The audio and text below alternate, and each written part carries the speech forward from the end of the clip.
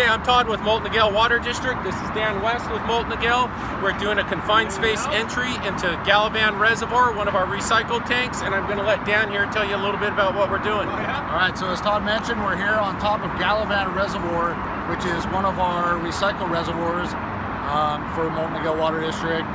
And this entry here that we're doing here today is a bit challenging. First challenge is it's a concrete reservoir with the entry point being on the roof. So getting all the equipment, personnel, everything we need to do to have a safe entry, safe and successful entry up to the top has been a bit of a challenge. We got all the equipment up here and we're lowering our equipment and personnel down to that first subfloor level. As Todd mentioned, this is a two-chambered reservoir. We have a bottom chamber below that subfloor that acts as a chlorine contact chamber, and we're going to handle these entries as two separate entries. We're kind of unsure what's in that contact chamber, so it's a full permit required confined space entry, supplied air through our SCBA Scott air packs, and we're going to get down there and take an assessment of what kind of debris we have in there and what level of cleaning we need to do at this reservoir.